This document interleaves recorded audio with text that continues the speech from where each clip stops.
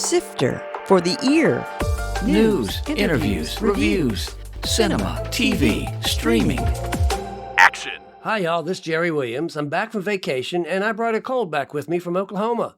On the bright side, this show marks my 200th podcast on film and TV since starting in January of 2022. I've interviewed more than 200 members of the production world, including Oscar and Emmy winners and people in all aspects of the business, including the usual writers, directors, producers, and actors, plus everything from a puppeteer, a horse riding teacher, and a stunt man who specializes in setting himself on fire. Who knows what the next 200 will bring? We really want it to be a community event. This is also the reason why last year and this year, the last movie at the festival will be screened at the Bird Theater. And in the future, we're hoping to sort of screen more movies outside of the university campus. That was Anthony Russell, a professor at University of Richmond, talking about the plans to make the upcoming Italian and French Film Festival one that involves the entire community. He's joined by University of Richmond professor Sonia Bertucci, who worked alongside him to create this new endeavor. They'll let us in on the origins and what to expect when the festival launches on March 27th and runs through April 3rd. Sifter Review of the Week. Nuremberg, now on Netflix. Anyone familiar with 20th century history will recognize the film's title as the place where the world-changing cases against Nazi leaders took place. Instead of staging a grand trial drama, this film focuses on a psychiatrist who's sent to evaluate the leaders before the trials, played by Rami Malek. His interviews with Hermann Goering turn into an obsessive bond as he strives to understand the evil behind the man, played with subtle bravura by Russell Crowe. Meanwhile, the prosecuting attorneys, led by Michael Shannon, strive to determine the best way to approach this controversial new case. The character dynamics are emboldened by the captivating performances from every member of the cast, which also includes Leo Woodall and Richard E. Grant. Director James Vanderbilt has crafted a tightly gripping narrative that brings humanity to the horrors, while never excusing their actions. Despite its 2.5-hour length, every minute was compelling, sometimes disturbing. It's a significant historical drama that packs a powerful, dramatic wallop. I gave Nuremberg 4.5 out of 5 stars. So Anthony Russell and Sonia Bertucci. Now, that's not very French, Sonia. No, it's not very French at all because my grandfather was from Italy and my mother is Serbian. I was born in France, my father as well. But I'm a perfect embodiment of this Italian and French film festival. There you go. I'm joking. So Russell is not very Italian either. No, it's kind of English sounding, yeah. My full name actually is Anthony Presti Russell, and my mother is Italian and my father American, from a mainline Quaker family, and my mother from Verona, Italy. Cool. So first of all, why don't you each tell me your connection to University of Richmond? I have a joint appointment with the English department and the Department of Languages, Literatures, and Cultures. I'm the coordinator of the Italian program within the Department of Languages, Literatures, and Cultures. And as a joint appointment, I teach one usually advanced course a year in Italian.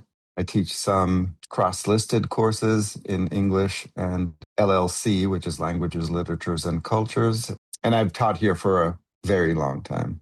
Sonia, how about you? So my name is Sonia Bertucci, and I'm a filmmaker. I make documentary films, and I teach filmmaking and film studies at the University of Richmond in the film studies program, but I'm also in languages, literature, and culture, the same department as Anthony.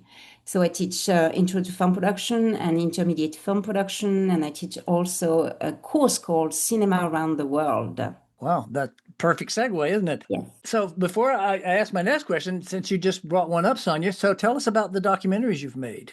Oops. So I just made a documentary about centenarian couple. So he was the oldest living man in the United States, died in 2024 at the age of 110. And it's the disclosure of this relationship between these two centenarians.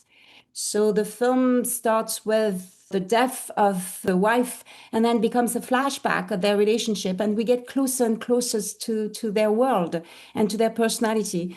But it's a celebration of life instead of a portraiture or portrait of the fall. It's a film about cultivating life up until the end. Uh-huh. And where is it played, or where will it be playing? It plays in many festivals in 2024, and I'm actually trying to find distribution for it. I screened it at the University of Richmond and also at Richmond International Film Festival. Sure. And it was well received. I got a few awards for it. And I think Anthony saw it and liked it. Oh, wonderful film. Wonderful. Before I get into the film festival, how often do each of you get to go back to France or Italy? I do at least once a year and often twice a year. I have family there, and my spouse has family there also. And Sonia, how about you? How often do you get to France? Twice a year, I spent 5 months really in Paris. Wow. And also in Bologna. I go to Bologna in Italy because there's a festival called Ritrovato Film Festival. It's my yearly pilgrimage to Italy. You just mentioned cinephiles. So first, tell me, each of you, and let's start with you, Sonia, since you just mentioned that. Where did your love of cinema come from? That was a long time ago, and there's a difference between discovering your passion and performing your passion. Aha. There was a bit of a gap. So when I was 18, I discovered John Cassavetes. So my first love in cinema was an American filmmaker. And then I discovered Godard and Bergman and everyone else. But the first one was Faces. Footnote. Faces was a 1968 film by writer-director John Cassavetes, a pioneer of independent cinema. It was an intense experience for me because it gets so close to the humanity of the people. I think that my love for cinema started there, and then I did something else. And then at one point, I did a PhD in French literature, and I took a film class. And then my film teacher told me that maybe I should go that direction. So I did a film school and I did a PhD. Then I fell in love really of cinema when I started doing it. So, Anthony, how about you? What got you started into loving cinema? Well, for me, it's more of an avocation rather than a professional commitment, in the sense that my field is actually early modern literature, French, Italian, and English. But my connection to Italy has sort of fueled a sort of consistent interest in Italian film in particular. Was there one film that you remember from back when you were young that was like, oh, that's the one? It depends how you define young, but when I was in my early or mid-20s, one of the films that struck me the most in the Italian tradition is Fellini's Amarcord, which I think is... Yes. Footnote. Amarcord was Federico Fellini's 1973 film that took a nostalgic look at an Italian town in the 30s. And the other film that remains impressed in my aesthetic memory is the Bicycle Thieves, which I often teach in class. I don't teach Amarcord because it's too difficult for students, I think. Footnote. The Bicycle Thieves launched a neo-realistic film movement in 1948. So how did this idea of creating this new film festival come about? Was it one of y'all? Was it both of you? Or where did it come from? We were approached by a member of the Osher lifelong learning community, wrote to me and to Monica Siebert, who is the coordinator of film studies, saying like, oh, it would be great if there were a neorealist cinema festival. So we met and we sort of talked about the idea. And that idea then developed when this new professor came to Richmond last year into the idea of creating an Italian film festival that would highlight contemporary Italian films, but include one classic film. So it was originally an Italian film festival. It was quite successful last year. We had, I think, more than 500 people attending it. Oh, great. How did you lure Sonia into it? Sonia and I started talking, and Sonia said, well, since we lost the French Film Festival here at Richmond, why don't we make it an Italian and French Film Festival? And I said, yes, I would be very happy to, because I would have felt somewhat unprepared to try to organize a film festival on my own. So, Sonia, you did all the heavy lifting, organizing? Is that what he's insinuating? No, we No, both worked. we are a really good team. I have to say that We're a it's the first well-oiled time. machine. Last year was absolutely successful, but there were 4 films plus 1 classic. So we decided to expand. So we added the French section, and that's when I'm going to, if they listened, I'm going to thank Françoise and Peter Kirkpatrick, because they showed us, or they showed me, that they can start very small and create something absolutely amazing for the community. Footnote. Peter and Francoise that she mentioned were doctors Peter Kirkpatrick and Francoise Ravoux Kirkpatrick, who created and ran the French Film Festival, and I'll include links to both of my podcasts with them on the webpage for this show at TV Jerry. We kept receiving phone calls asking us when the French Film Festival was going to resume, and I knew that it would not. So thank you, Françoise and Peter, for showing us the way. And I hope that, our festival will never be the same, but it will be a different adventure. And it would be, at least it would be it would create a space for the community to meet. Which is why we've called it the Italian and French Film Festival at Richmond, even though the University of Richmond is giving the majority of the financial support for it. We really want it to be a community event. This is also the reason why last year and this year, the last movie at the festival will be screened at the Bird Theater. And in the future, we're hoping to sort of screen more movies outside of the university campus. So right now, everything else is on campus. Everything else is on campus. Here's an interesting question talking about balance. Are you going to have exactly the same number of French films as you do Italian films, so you keep it equitable between Sonia and Anthony? The Battle of Algiers would break the tie, if you will, because we have 4 Italian films and 4 French films. But the Battle of Algiers is a film by an Italian filmmaker.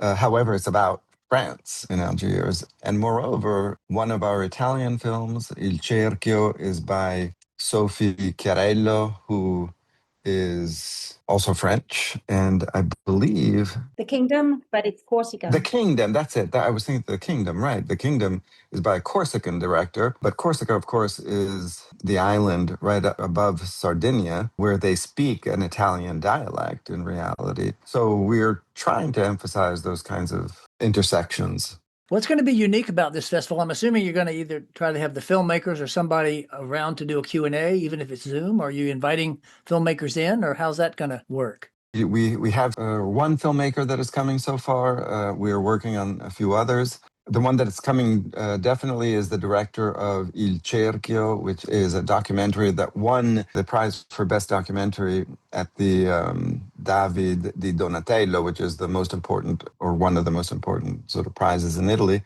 We have a scholar coming from Italy who will talk to us about Napoli, New York, which is another one of the films. He is the scholar who discovered an incomplete screenplay by Fellini, which was then picked up by Salvatore, who made the film Napoli, New York, based on that incomplete screenplay. So what's unique about this festival is, what we're trying to do is to create a space of encounters, really, between the past and the present. And the classic will always be opening up some space for discussion or exchanges. So we have 2 round tables. So that's the template of the festival. And what is unique for now, because I don't know if we can go on like this, but there would be a celebration of food. 2 of the countries most known for food, of course. So you have to kind of do that. There would be an opening reception at Camp Theatre, which is one of the beautiful theater in the University of Richmond, is going to open the festival. The director is going to be there. There will be a reception and then the second film. So there will be 2 films on Friday, March 27th, and in between the reception to celebrate Italian and French food and wine and also culture. The reason why we are doing the Battle of Algiers is that it's the 60th anniversary of its first release. We're going to choose a classic that has some relevance, whether it's an anniversary or something is coming up or it's restored or there will be a connection. And I'm assuming you're planning to make this an annual event now. We are. She's shrugging. Sonia's shrugging. We want it to be an annual event, but we're also realizing how much work it is. But we do. We want to. We do want to. We care very much about creating bridges between the University of Richmond and the Richmond community, and we see this as one way of doing that. And we care very much about enhancing or expanding the sort of cosmopolitanism of the Richmond community, a community that's been growing by leaps and bounds in the last 10, 15 years. I remember quite a few years ago now when Paul Porterfield used to run the International Festival there, which Yeah. ran all year. It wasn't a festival, it was a screening series all year. Are there other screenings that y'all have at the university in addition to this festival? Plenty. We just had China Fest, which was a 4-day celebration of Chinese cinema. We have the African I Film was going to say, Festival, thought Yeah. there was an African. Yeah, yeah. Yeah. and we have the newly created Hard Light Film Festival. They've been on the show, actually.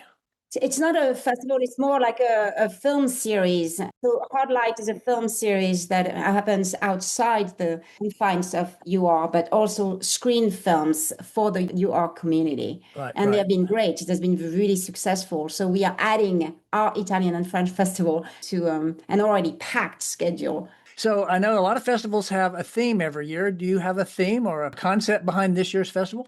I guess we created some sort of thematic arc or some sort of dramatic journey from precarity, displacements, aftermaths, and then a celebration maybe of life and death. And I hope I don't spoil the film with Sirat at the Bird Theatre. We would love to have someone who starts with El Cerchio, which is a film involving children, and with Sirat. And I'm not going to tell you why, but if you follow the entire journey, you will understand. I also wanted to say that we live in a world that keeps drawing borders, frontiers. And I guess, maybe this festival, it's an act of resistance, an act that resists, the constant drawing and redrawing of frontiers or territories and separation between space and individuals or between individuals. So I guess that's my wish. And yes, maybe we're going to do it annually, like to widen that space of encounters. Great. And the one question I always like to ask everybody, when you're not working on your own festival, what have you watched lately, whether it's a movie or something on streaming? All the time, everything. The last film I watched, actually, it's Marty Supreme. Oh, Marty Supreme, very Yeah, good. I did watch Marty Supreme, and I was alone in the theater, and that's also why I'm sad and I want to do an Italian and French film festival, because I really want people to gather, and I was alone with another person to watch Marty Supreme. That made me sad, and at the same time, that made me very happy to have like an entire theater for myself. Yeah, But yeah. it's lukewarm, and I absolutely loved it. I loved it because, as many amazing films, cinema has a capacity to create a complex object or a relationship to reality which is more and more complex, instead of reducing the reading of reality to something like simple or binary.